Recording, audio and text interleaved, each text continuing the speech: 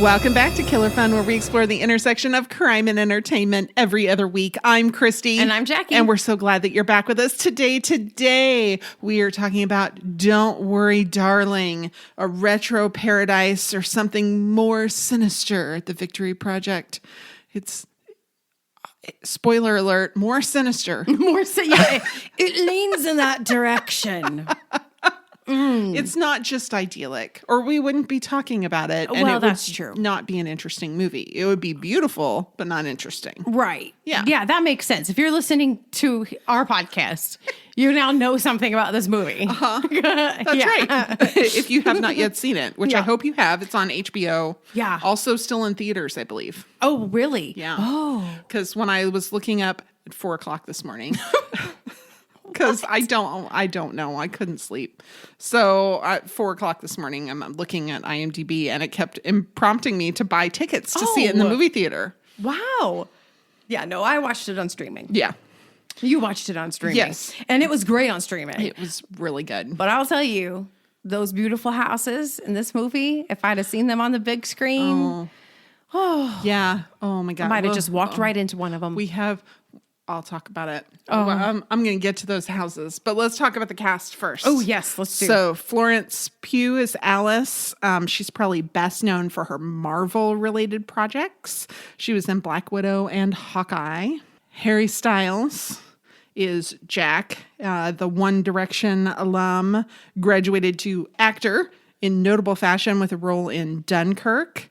He's also been in the Marvel Universe in Eternals. Oh, yeah. Yeah. And then Chris Pine is Frank.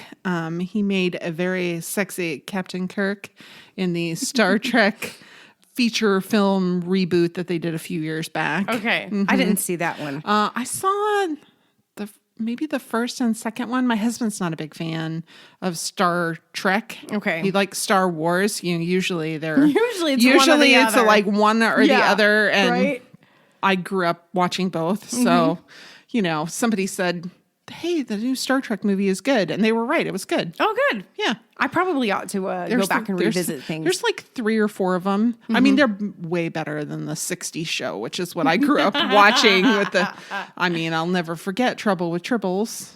Oh, I don't know what you're talking about. Oh, they're little fuzzy things that they were like mice, space mice, but they were just little fuzzy pillows that people made out of fake fur. Okay. And then they would purr. Oh, they were so cute. Well, that's just adorable. They were adorable, but they were a menace. As all little rodent creatures are. That's right. And you knew the guy in the red shirt, blue shirt, I don't know, one of the particular colored shirt. He was always going to be the guy who died because he was in a different colored shirt. Spoiler alert. Yeah, it was no spoiler. Wow.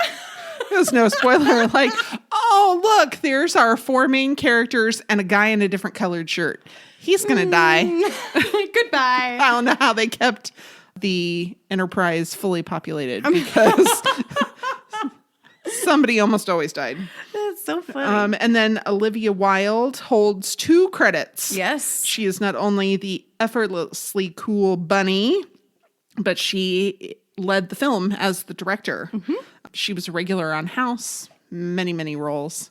And she is like the effortlessly cool. She's just so, like, she's tall and willowy and just like looks as just so at home in every situation. And I'm like, well, I know that's acting, but it's also kind of a thing you can't act. Yeah, like you kind of have it. Yeah. There's something about it you have. Some people have it. I don't. Well, I'm definitely not tall and willowy. Yeah. That's not Yeah. me. And it's just a certain like presence, self-assuredness that you, even if you're faking it, it just comes across in a way that you cannot teach. Yeah. Agreed. Yeah. All right. Recap. It seems very like a work hard, play hard situation at the Victory Project.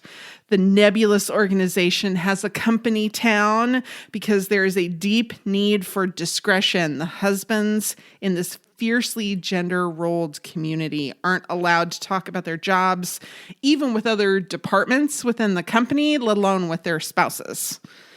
Trouble seems to begin when a neighbor, Margaret, becomes a bit unhinged after the loss of a child.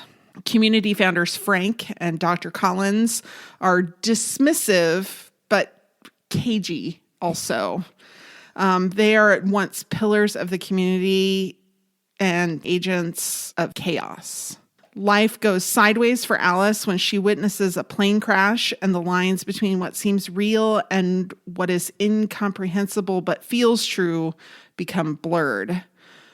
Warning, you'll spend much of this movie wondering, who is this bastard and why is he lying to me? Yes. All right, so we made this big talk when we did Dahmer about how we were going to have a thing every episode, and I totally forgot last episode, but where we have an organization for help of victims. I totally spaced on it. I did too then. Yeah. I totally spaced, but sorry. I have one for this episode. Great. So, help for those who need it. The Victory Project really puts out some very cult-like vibes. Yes, they do. Like big time. So there's an organization called daretodoubt.com, and it is a resource hub for people detaching from harmful belief systems. Oh, nice. Yes. Okay. So a lot of what they do is religious trauma syndrome resources, because a lot of this is geared towards people coming out of religious communities that are domineering. But that's not all it is. And our aim is to help you heal from the damage of indoctrination by connecting you with mental health professionals, aid organizations, and peer support groups. So there's lots of resources here. Good. No matter where you are. So don't do the cults. And I know it can be difficult to see the cult until you're out of the cult. That's very well, and that's the purpose of the cult. Right. Right. But if you're not allowed to ask a question, red flag, red flag, red flag. That's not good. That's right. If you're not allowed to question, if they call you crazy because you have questions, red flag, red flag, red flag. Absolutely. And also, FYI, if your husbands can't tell you what they do for a living, then you're probably in the military. Or you should be, or you as a family are enlisted, active duty, living at or near or attached to a military base, and they're using more professional terminology about why they can't tell you what they do. Right. Yes. FYI. Well, and they can tell you enough so that you know what they're doing is like highly classified, but they can't tell you exactly what they're doing. It wouldn't be like this. It wouldn't be like it is in the movie. Yeah, where they're just like, yeah, sorry, I don't know what to tell you. I can't tell you more about it. Yeah, he's all like, I'm a technical engineer. And in my head, I'm thinking the next logical question is, well, what do you technically engineer? Yes. I was thinking in my head, my husband actually said it out loud. What do you technically engineer? Nothing. I have answers to that, but it would be Really? a spoiler. So the critics like totally hated it. They have like 38% I know. on Rotten Tomatoes, but the audience liked it at 74%. Yeah. I'm like a solid C from audiences. Isn't that weird? Which, and it's so like pretty and kind of a thinker and, so I kind of thought critics would like it more and audiences wouldn't, but what do I know, I guess. I don't understand some of the issues that they have with this movie. I think it probably could have been tightened up a little bit, and I agree with that in some respects. But it was so pretty, I didn't care. Yeah. I mean, I didn't feel like I was going like, oh, are we there yet? Yeah, exactly. You know what? We're circling the airport, guys. Let's land it. I kind of felt like I was going along with each little twist. Uh-huh. And Yeah, exactly. So those houses. Oh. Country and Townhouse had a whole article about all the different places that they went. And most of it was filmed near Palm Springs, so greater Palm Springs area.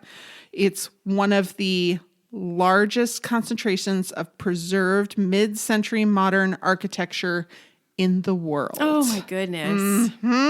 So Frank's house, the founder who has this big party with the pool, is actually the Kaufman House. Okay. And it's in the Little Tuscany district of Palm Springs. It was built in 1946. Barry Manilow owned it at one point. Hey. Yeah. And the house was auctioned by Christie's in 2008 as a work of art. Well, it is. It is gorgeous. It is a work of art. It is a private residence, though. So getting to see some of the interiors of this house in this movie is like a huge treat. Yeah. Yeah. I bet. Do they do tours? I wonder. No. Sometimes they do tours. They do not. Places. The Kaufman House has never welcomed visitors. Okay. Yes. So Jack and Alice, they live in a house on a little cul-de-sac. Those are real houses in a place called Canyon View Estates, and they were built in the 1960s. But the Canyon View Estates are fiercely protected by homeowners associations. So you will not be finding these on Airbnb. They're most likely within gates. You cannot drive by them. Right. They're residential homes. Gorgeous. It's amazing to me that the Kaufman House was sold as a piece of art and yet not following the footsteps of like Falling Water. Right. Which by, Frank Lloyd Wright, and you can go and you can actually stay and you can, but they're just like, it's like tours and things. Tours and you can do things. Yeah. Like, because I had to look it up. It was commissioned by the same businessman, Falling Water and the Kaufman House. Oh, okay. So I'm like, why one? But you know what? That Kaufman House?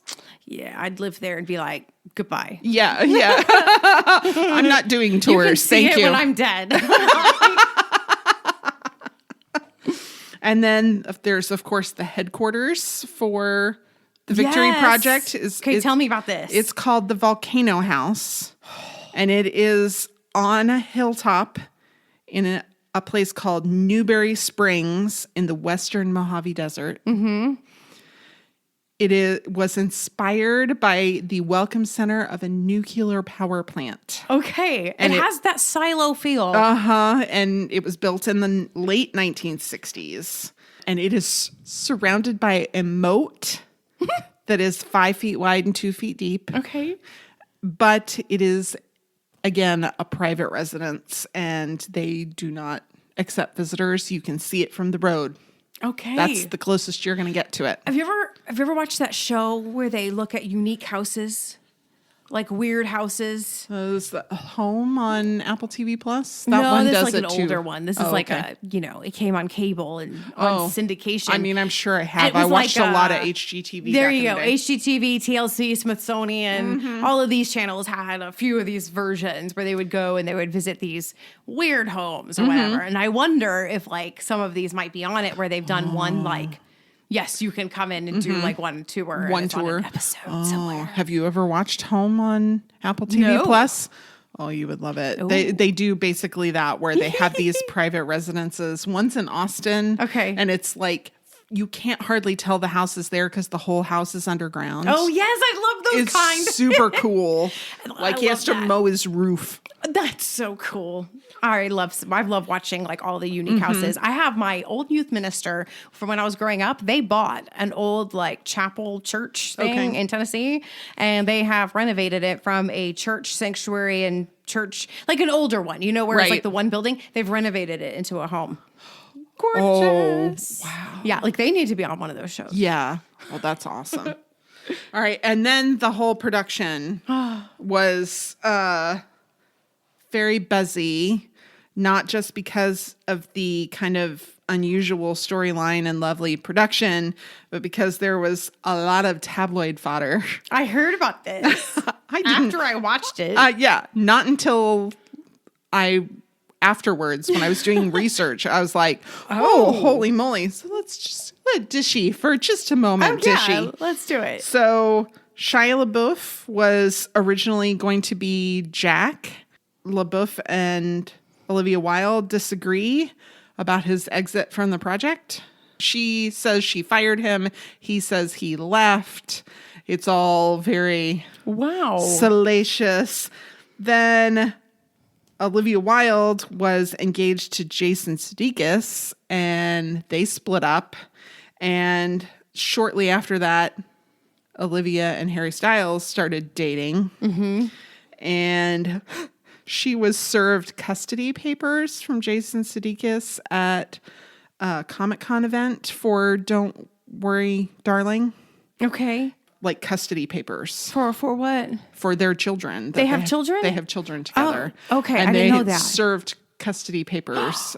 He said that he would not have approved her being served there if he had known that's where they were going to serve her. But I guess it was like, one of those where your attorneys serve somebody. And then they just do and their they were job. like, and they were like, well, we know where she is. This is public. It's easy. Yep. And then Wilde and Florence Pugh don't seem to get along very well. Well, and then I heard opposite that was going around, and that they both kind of denied that, and that Florence Pugh even said she'd totally work with Olivia Wilde again. Yeah. So who knows? Yeah. I mean, it would be some of the scenes. It would be interesting to have to direct a scene with your boyfriend and Florence Pugh. Yeah, because and I do have to say the trailers made it look really like there was a lot more sexual content than there was. Now there was some pretty graphic sexual content, right? No, not really even nudity, really. No, but just pretty, very intense. Yes. Yeah. And with women's pleasure, which I thought was impressive. Woman's director. Yeah, exactly. Hello. It's interesting because if you didn't know who directed it and you watched this, you could be like, a woman did this. Yeah, exactly. And then in September, Harry Styles and Chris Pine went to a premiere, and I watched a little bit of the video, and it looks like Harry Styles spit on Chris Pine when he sat down. It's hard to tell, but I could see how people could make this argument. Has Chris Pine responded to this Spitgate? They both said that it wasn't, but if you watch the video, it looks like it was, because I could totally see both of them saying, no, that didn't happen. But when you watch the video, it looks like it did. So I don't know. They didn't look like they got along very well. So I don't know. Jeez. I mean, so all this mire and whatever. It's just interesting. It was a great film. It was a really good film. And, if it gets buzzy tabloid press, then it makes the film more widely seen. Yeah. So be it. So be it. So we're going to take a quick break, and we'll be right back with Is It True? Psychology Break and Real Life. So here's how it works. Christy wrecks her search history. Hey, an essay. We promise it's nothing more nefarious than a podcast. To find out what's true, some of the psychological motivations behind the characters' actions, and real-life applications that relate to our topic. I have no idea what Christy decided to look up. Could be the same thing that captured my curiosity, or something I never thought of. Is it true? So Alice is cleaning the house in a fabulous dress and full makeup. But there's this kind of ominous cartoon that plays on the TV. Yeah. Like every time you see the TV, the same cartoon is playing. And it's a real cartoon called The Skeleton Dance. It's by Walt Disney from 1929. Okay. And it was what would become the first entry in the Silly Symphony series. Okay. Where it's all music and the animation goes along with the music. Yeah. And it's delightful. I so have funny. seen that before. Yes. And so it was really, the TV that was golden. Oh, I this mean TV, with the big and then it tube was TV like, and- and it was beautiful. And I'm like, look at that. But then all of that like weird, cult, like mind washing thing. Yeah. Oh, the radio show. We'll Yeah. get to that in a sec. Ooh, good. So men's rings. They made this big deal about like giving the dudes rings when they got a promotion. Right. And it was like a thing. Yeah. So I was like, how popular were men's rings in the 50s? Because the clothing was pretty conservative. It was Right. pretty like a suit, a tie. Maybe your tie has a little something fancy about it. Mm-hmm. But there wasn't a lot of variety. No, there wasn't. Mm-mm. And it was interesting you mentioned that because like I have a decent amount of rings, men's rings passed down from, grandparents and things like that. Right. So I know, and my dad, who was born in 41, had rings. And so obviously he carried that over from, his stylistic choices. Right. As a kid. Probably that he made in the 50s and Late early 50s to 60s. So it's very interesting. That's a good question. Yeah. Like, how popular was this? Well, it was after World War II that they became much more popular. Okay. Wedding rings became a thing during and after World War II. So before the war, only a few weddings were a double ring ceremony where the wife gives the husband a ring and the husband gives the wife a ring. Usually it was just the husband giving a wife a ring. Okay. And the war suggest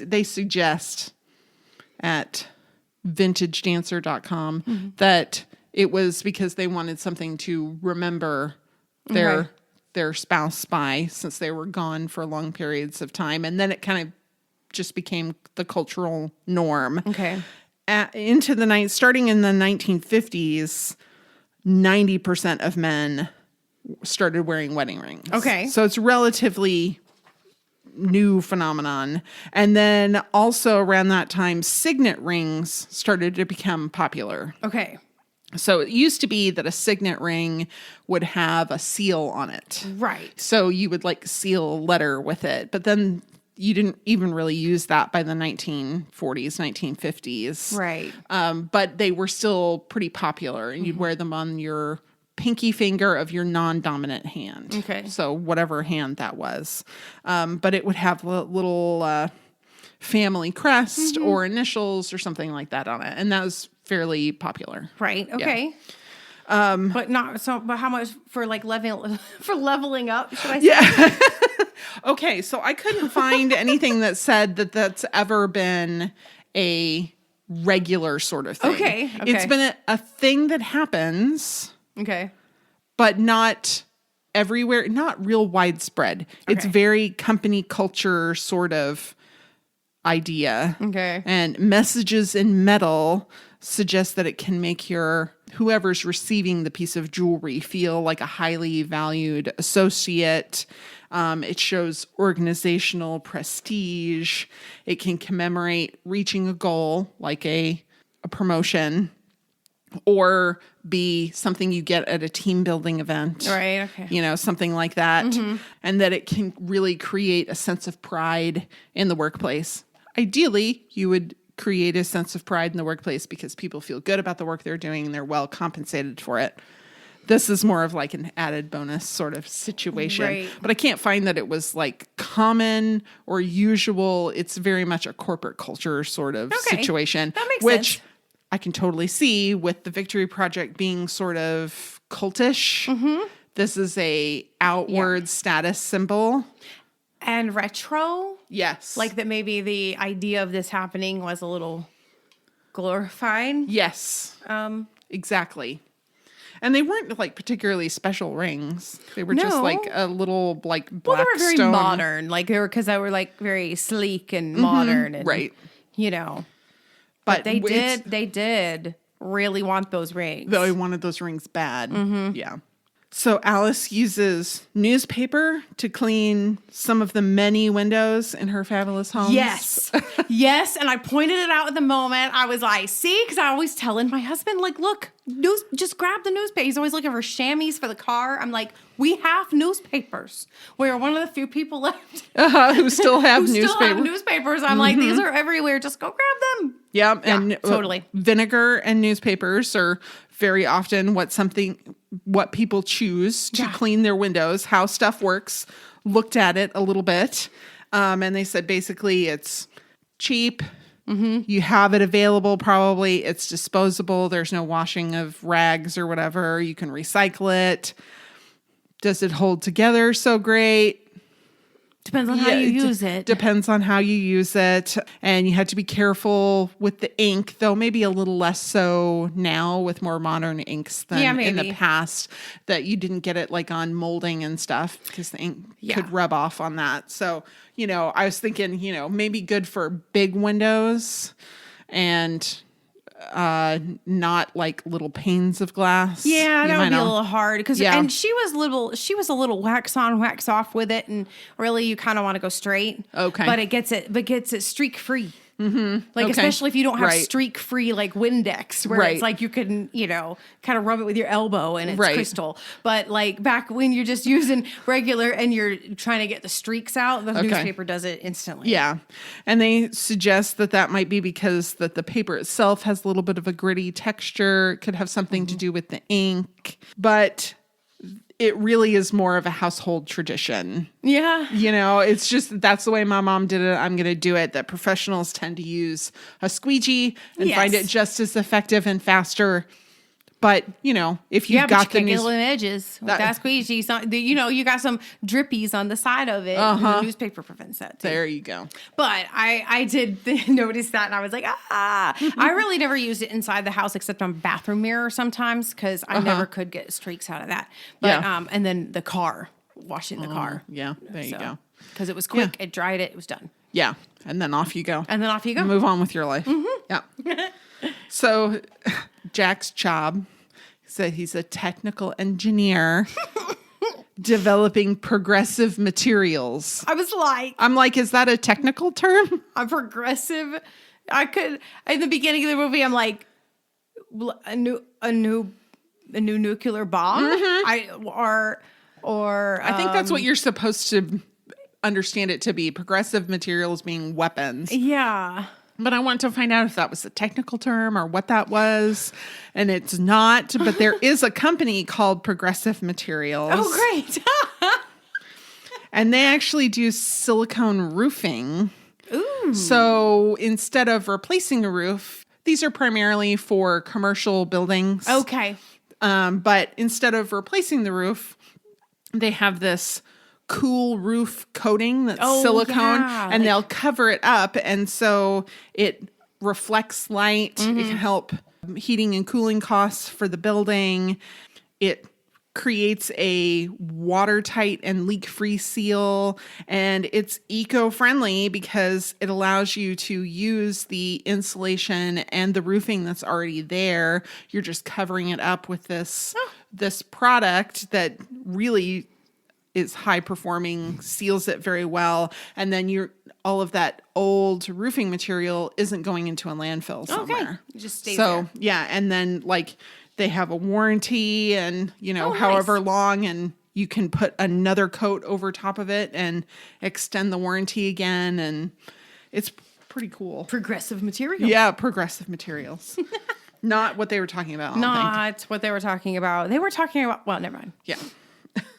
So Alice was sure that she had seen a plane crash while on a joyride on the trolley. But when she wakes up at home, Jack is cooking and she begins to wonder if it was all a dream. So are some people confused about what is a dream and what is reality? Oh, I'm going to say yes to this. Because my son experienced this yesterday when he got up at 1 p.m. Wow. Because he dreamed that he got up and that we told him that something was canceled or something, and he went back to bed. So because he dreamed that, when he woke up, he was like, oh, yeah, that's right. I don't. Yeah.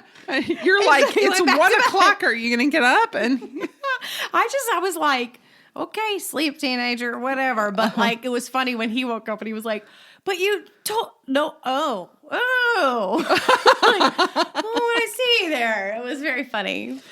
Well, it turns out that narcoleptics tend to have a much more difficult time distinguishing between dreams and reality than well, most that makes people. sense. So 83% of narcoleptics in a study said that they experienced dream reality confusion at least once a month. Wow. This is from Vice.com. In the study, they also looked at non-narcoleptic people to talk to them about had this happen. And only about 15% of non-diagnosed people had this problem, and only about 5% had experienced it more than once in their life. So it's a relatively rare among the general population. So I will admit I have had this happen. Yeah, tell me about it. Okay. Because I have two. Okay, you have two. And I was a kid. Okay. And I wonder what's different when it happens as a kid, you know, and you don't have developing brain. Yeah, developing brain. But I had this memory of my grandfather and I going out on a boat at this old chalet that my parents owned way back when I was younger. And so when I grew up and they had sold the chalet, you know, we hadn't been there in a long time. And I was telling them one day, like as a teenager, like a young adult, that was my favorite memory. And my mom looks at me and goes, what? And I was like, yeah, we'd all gone out there. I was told the circumstance. I said, you didn't want to go. Papa asked me if I wanted to go. I said, yeah, we rode the boat, saw some ducks. Like it wasn't like a dramatic, earth-shattering. Adventure. It was just a little, a putz around the lake with the little rowboat. And well, that did not happen. Wow. Not only did that not happen, they had never been to the chalet. What? My grandparents had never come. We never took a trip while they were there. It wasn't even that I confused something that happened like, you didn't go out in the boat, you just fed the ducks. It wasn't even close. Wow. It was like they had never been there. And I like dreamt this whole trip. And that was my favorite memory. Wow. Aw. Isn't that funny? Aw. Oh, it's still my favorite memory because it happened somewhere. That's right. Multiverse. I was just saying, alternate universe it happened. So that was mine. Oh, Yeah. Mine was my oldest was a little guy, and we had relatively recently moved into a home, and I was sleeping, I'll never forget, on my right side. Okay. And I woke up to see a man peeking around the corner of my bedroom. And like you couldn't see his face, but he had this hood on and it was like his face was all in shadow. And he peeked and he saw me looking at him and then he went around the corner and I woke up. And I was laying in the exact same position as my dream. I got up and I had this piece of art on the wall that was metal and it looked like a palm frond, but it was really like heavy duty. I literally got up, took it off the wall and walked around my house. That is so funny. Because I was convinced it was real. It was real. All the doors were locked. Nobody was in the house. I checked every room. I checked every closet, trying not to wake up my husband and my toddler. Yeah, right. In the meantime, because they're just going to tell me I'm a lunatic. Right. You imagined that, which I did, but I was convinced it was real until I realized all the doors were locked and there was nobody in the house. There was nobody hiding like under the clothes in the closet, nothing. I mean, I checked everywhere. In the cars, in the garage to make sure he wasn't in the back seat. That is so funny. I mean, scary too, though. It was super scary. I bet that's super scary. But I'm walking around the house with this piece of art. Give anything for that picture. Oh my gosh. Isn't that weird though? Because see, in our dreams though, our brains are firing the exact same way they do in reality for the most part. Mm-hmm. Yeah. Really. Except for the fact that we're like paralyzed. Right. and other things are going on. Like the way that that experience is firing is the same. So yeah, it felt really real. Yeah. And then to wake up, to open my eyes, like I blinked and be like looking in the exact, I'm like, what are you doing to me, brain? Right. This is ridiculous. How awful. Ugh. Yeah, I can imagine with narcolepsy, if you have a tendency to then fall asleep like during the day. Right. How much harder that would be to make the switch. Mm-hmm. Right. Well, and because they'll be confused for longer periods of time because, sometimes you wake up confused about, is that real? Is that not real? Right. And then you can kind of make sense of it. And people who are narcoleptic tend to stay in that confused state a little bit longer. It might be a way that their brain is ordering the memories that they do it slightly different. They might have a difference in their hippocampus. We don't really know exactly. Right. It's kind of a mystery. Well, and if you're in a space like that, your senses are still taking in so much information that instead of it being stopped where you're not taking in the sensory information, like that's kind of like when you hear the alarm and it ends up in your dream. Yeah. Because you're starting to wake up. So you're starting to intake the outside information. Right. And then your parents tell you something's canceled and you sleep till 1. Yeah. Yeah. There you go. Like, so Dr. Collins tells Alice that traumatic events can influence our memories of an event and alter them. And it seems like this is true. Frontiers in Psychology had an article about trauma memories that they tend to be malleable and prone to distortion, particularly right after the event. And they tend to remember it as more intense than it was, and that an intentional remembering and unintentional remembering, intrusive thoughts, both of those can introduce or change the details in your brain. Yes. Yeah. So he wasn't wrong. He wasn't I wrong. mean, he was wrong. But he's not right. Yeah. Because he's gaslighting her. Yeah. I mean, he's telling her that what she experienced was not what she experienced. Because, I mean, maybe she didn't. But the way she experienced it in that period of time was the way she experienced it.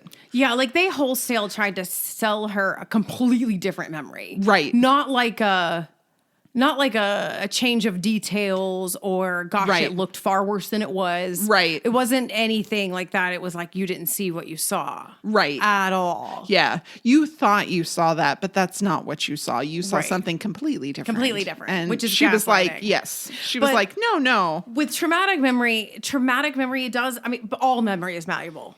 So that's a little bit of a misnomer in some ways because, Right. well, that's all memory. Traumatic memory can be because you start to try to remember and figure out details. You talk to other people and it starts to mesh. So there's more of an opportunity because you're Right. telling the stories. However, that's when it's a traumatic event, when it's a traumatic event that impacts you personally. Okay. Like emotional event. Right. When it's personal to you, actually your ability to remember it goes way up. Right. So like 87% after a year will remember details correctly when it matters to them. Right. So there's a difference between the person who tells the 9/11 story that didn't have somebody in the building Right. and somebody who did. Right. And what that was like. Okay. And how malleable, like the where were you when stories, if you compared yours now to what it was like 20 years ago, it would Right. probably be pretty different, actually, if you didn't have someone in the building or knew somebody like a firefighter or a police responder Okay. or whatever. Right. But if you were in New York City, your memory is going to stay much more the same. Okay. Yeah. Interesting. But it's okay. It's interesting how that works. Yeah. Little scary. That little you can bit. like legit convince yourself that something happened that didn't. Right. Or yeah. Yeah, or something that you saw on television or that you heard from somebody else's account gets incorporated into your own Yeah. memory. You weren't there to see it, and yet somehow you remember that very clearly. Yeah. Exactly. I mean, yeah. And then Frank hosts a swanky party in a nightclub in Victory, the town, and gives Jack a promotion. And on stage, Frank declares it's more than just a celebration of our freedom from society's arbitrary regulations. It's a celebration of potential unleashed.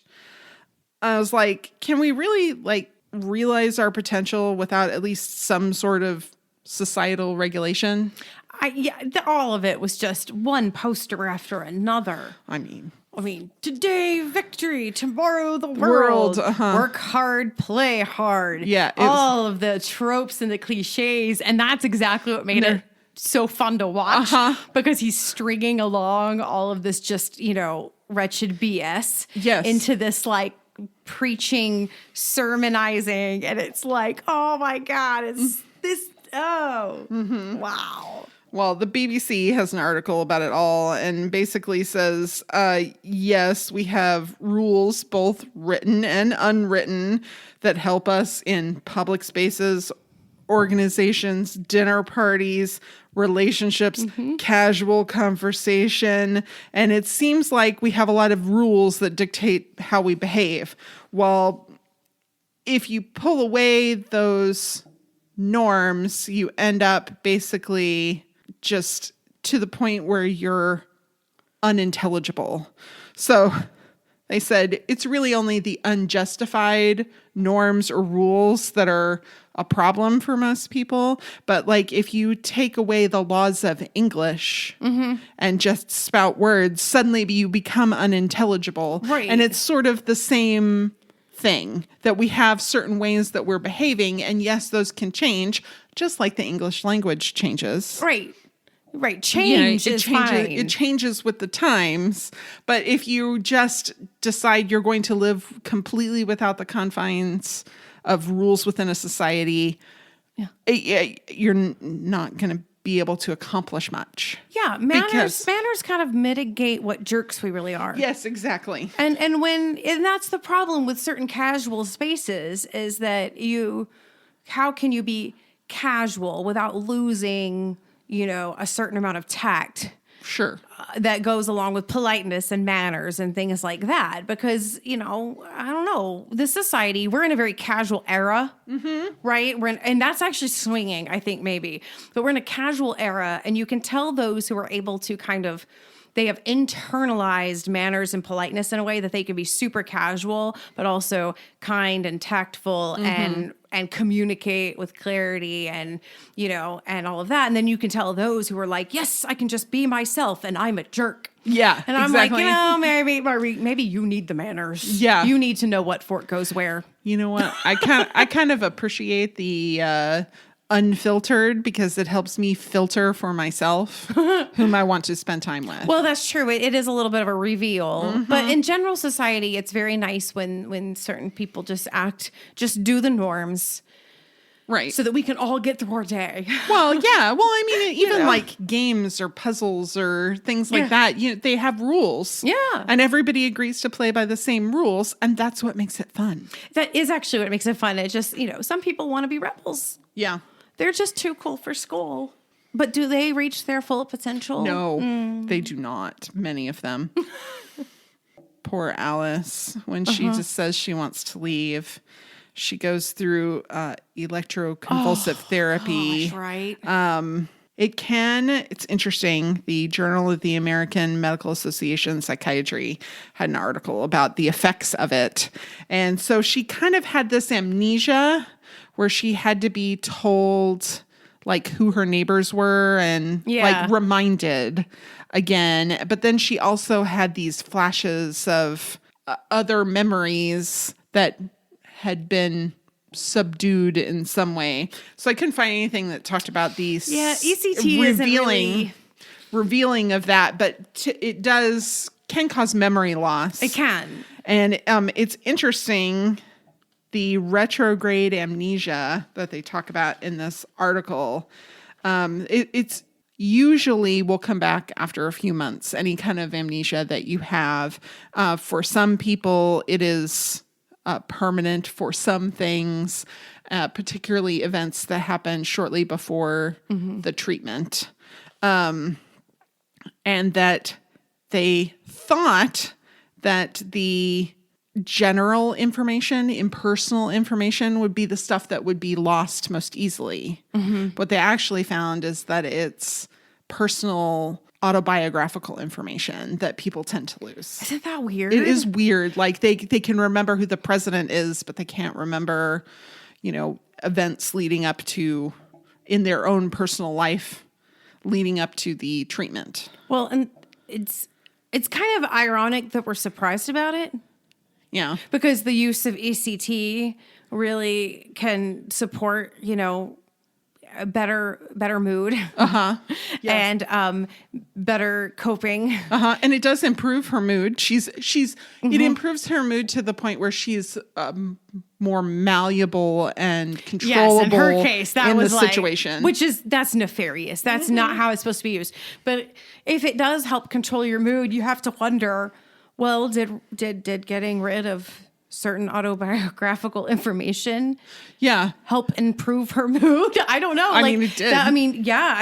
In cases, I haven't done a deep dive into that at all, but that would be my question. I'm surprised that I'm surprised about that. Yeah. Because it should make sense. It should, but they going into it, they thought the way that all of that information, the autobiographical information is encoded in the brain is different than the way you get like who's the president and, who was on Saturday Night Live 3 months ago or, whatever. And that's the kind of thing that they tended to retain.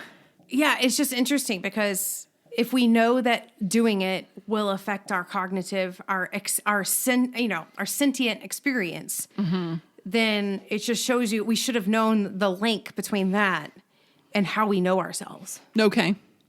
You know what I'm saying? Like sometimes we really disassociate and get so clinical about depression and about that we just make it like it's just a lack of hormone. That's probably true, but we go all in with this like very, I don't know what's the word I'm looking for. It's not clinical because I like clinical and all of that, but it's like we want to act like the experience prior didn't inform the hormone release. Sure. It's a snake eating its tail. You have There the you hormones go. are released in a way because of the experiences that you've had and the way those experiences can be affected by hormones. Right. So yes, it's a bidirectional relationship. There you go. And so That's much more like a much better term than yeah, but I a like bidirectional. because I can see it. Yeah. You know? But yeah, maybe it's circular and we're not really well, so there is kind of a therapy that deals with that. It's called radical validation. Okay. Because the idea is like radical empathy. It's like, okay, you're talking to someone who is telling you something that sounds, well, crazy. It's bananas. Like, Right. No, how are you so upset with this person doing this small thing? Well, then once they explain to you what that small thing means to them, you're kind of like, the point is to go, well, I guess if I thought that's what it meant, I'd react the same way you did. Radical validation instead of saying, oh, well, you are overreacting. You are misreacting, which can happen, except that in their mind, it's not an overreaction. it's actually not that illogical. And so going about it that way. Anyway, that's just a little, a tiny little snippet into the validation thing. But it's interesting because I'm like, well, if you take that kind of theory and then you add the ECT, you're kind of like, oh, that makes sense. Maybe if we erase this little memory over there that meant so much to them and like this thing that was like so identifying to them, they won't identify with that anymore. Right. It makes sense. I don't know. Okay. It's one of those things like they don't know how it works. Yeah, it's like Tylenol. Yeah, like we don't really know why. we don't really know how antidepressant medication works. I mean, to a Like, degree. I mean, they do a little bit, but they're like, it's thought to work this way. Yeah. Like, they're not quite sure. Yeah, like they don't, because it's opposite. You know, like for instance, serotonin reuptake inhibitors, right? These things, it suppresses your intake of serotonin. Well, don't we need more serotonin to have? Yeah. Okay, but the point is you repress the receptors and then your body goes, oh crap, make more. Okay. Release more serotonin. We're not getting enough. So you're like legitimately like tricking it. It's reverse psychology on your biology. Wow. All of the sources that we use to inform our discussion here on Killer Fun Podcast can be found on our social media. Join us on Facebook at Killer Fun Podcast, exploring the intersection of crime and entertainment. You can find us on Twitter at Killer Fun Pod, or you can send us an email at killerfunpodcast@gmail.com, and I'd be happy to share a link to whatever information you're looking for. We love to hear from you. You might learn a little something too. All right, well, we're already talking about psychology break. Bad. So let's go ahead and talk about that, shall we? Yes, please. So, at the dance class. Oh, I love this. And then again later, there's a mantra. There is beauty in control. There is grace in symmetry. We move as one. And we know that the Victory Project is using this nefariously. Yeah, but, sounds creepy. Yeah, but self-control, which is really what they're advocating, can be multifaceted and beneficial. Yeah, absolutely. Yeah. Agreed. So Dr. Paul Wong of Trent University wrote this article for International Network on Personal Meaning. And he gets a little religious about things, but he's got some interesting things to say. I'm going to leave all the religion stuff out of it. Okay.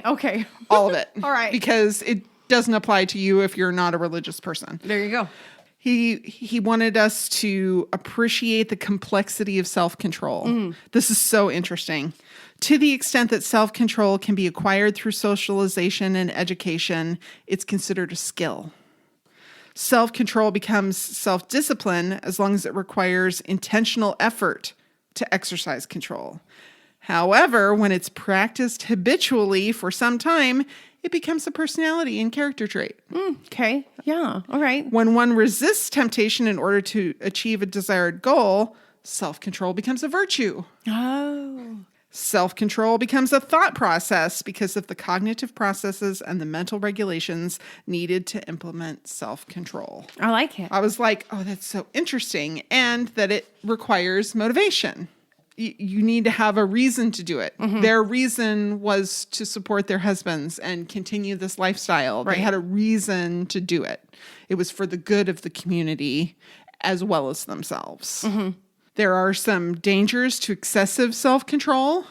Oh, well, yeah. Even not to a clinical Yeah. point, that it can make you not vulnerable, and vulnerability is important to creating stable, deep relationships with one another. It can rob you of your spontaneity if you're too self-controlled, and it can make you vulnerable. It's a risk factor for depression and anxiety if Right. you're too tight with your self-control. Self-control kind of becomes restriction. Right. And then it kind of becomes control. Right. Like not self-control, but control. Yeah. Yeah, And then makes sense. then he goes back to what you were saying a little bit ago about the it covers some things. Oh. There are those who exercise perfect self-control in order to not blow the cover of their true identity. Yeah. I was like, that goes right along with the... That does. Yeah. And sometimes, yes, please. Yes, exactly. While you're working on your virtue and character, by all means. Right, exactly. They're trying to protect a positive public image. Yeah, and and they're that's- driven by an ulterior motive. That's not good. And that's not so great. But I thought that was interesting. That is cool. Yeah. So founder Frank has a daily radio show, and he lauds the women for their sacrifice. Everyone focuses on the sacrifices you make by going after what you want. I want you to focus on the sacrifices you make by standing still. And I was like, oh, it's so like nefarious and awful. And yet, as a mother who spent a lot of time at home, not having a profession for much of it, I literally made sacrifices to stand still so that my family could move forward. And I really appreciated that. But it actually might be more innate to sacrifice for our partner and our family than we realize. Oh. Yes. So Psychology Today had an article about the truth about sacrifice. And again, they're talking about self-control, resisting selfish impulses, and doing positive things for your spouse is mostly what they're talking about. They're your partner. Okay. Staying faithful, forgiving major transgressions, resisting the urge to act aggressively, even if when you're angry. And they found that a lot of these tend to be out of habit rather than careful consideration.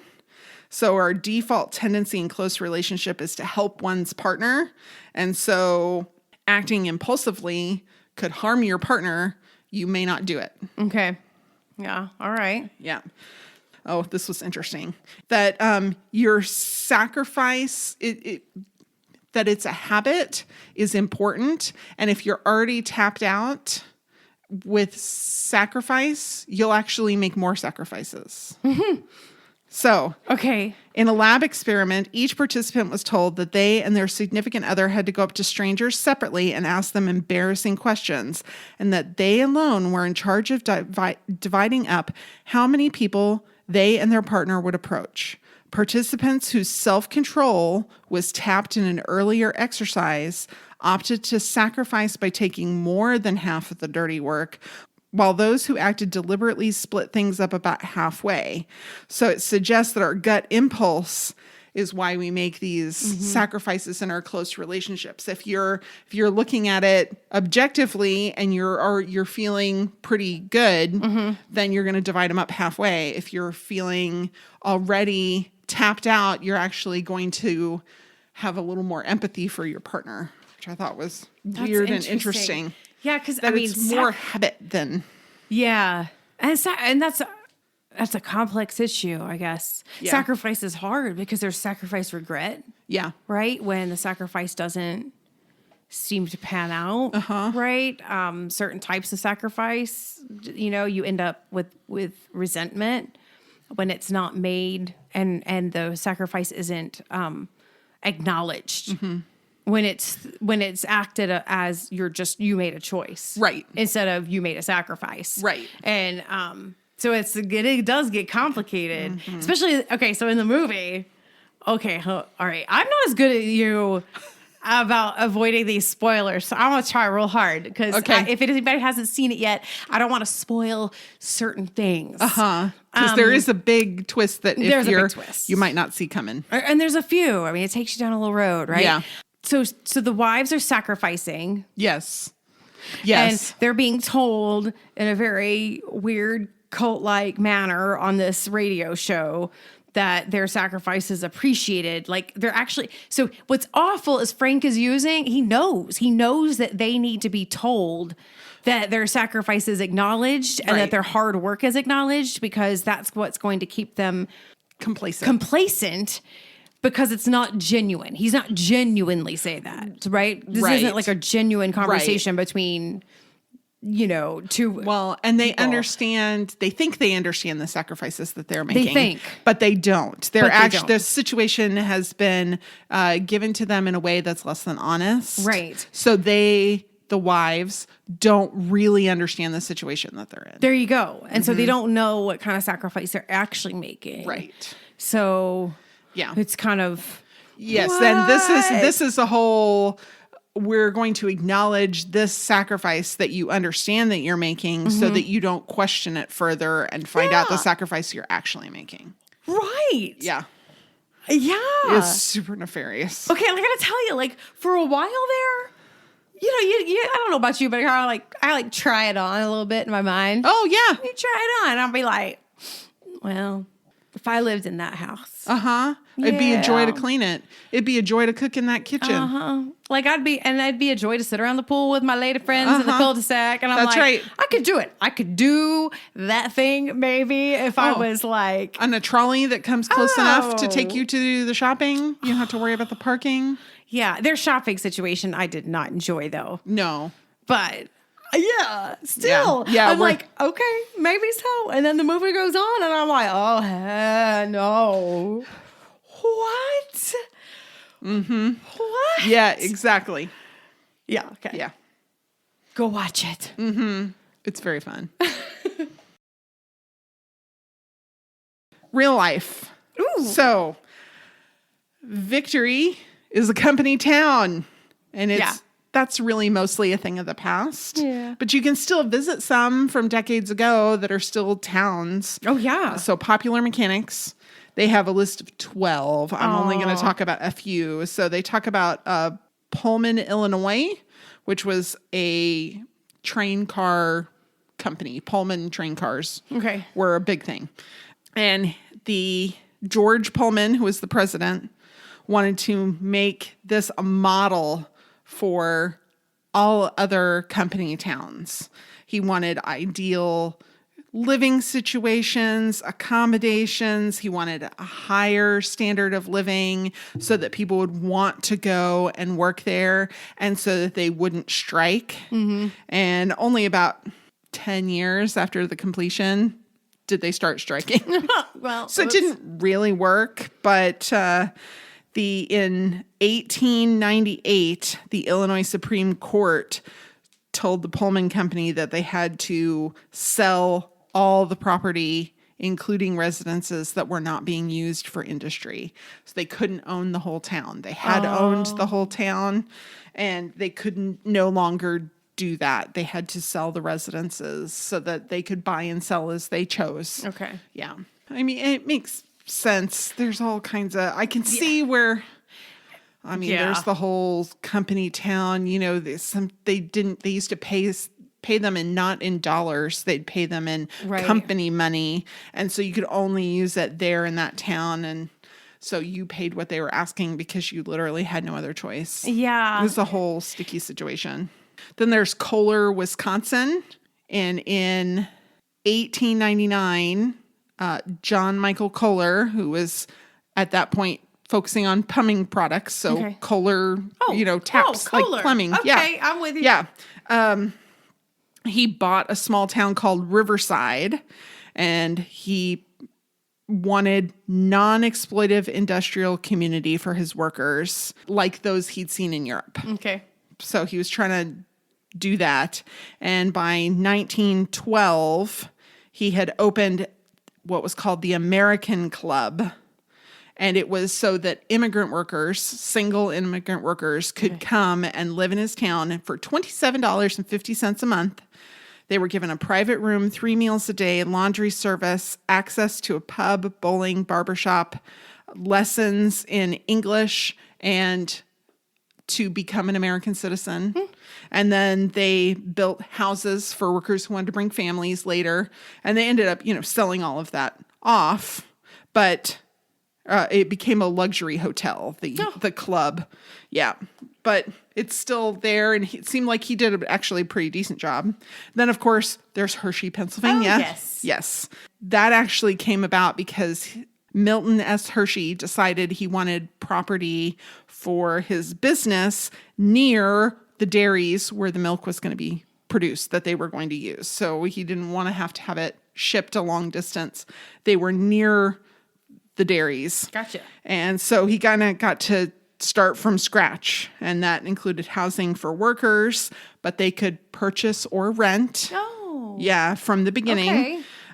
There was a post office, trolley system, public schools, orphanage, sports arenas, banks, shops, a zoo, and even the amusement park, which would later become Hershey Park. Mm-hmm. Yeah.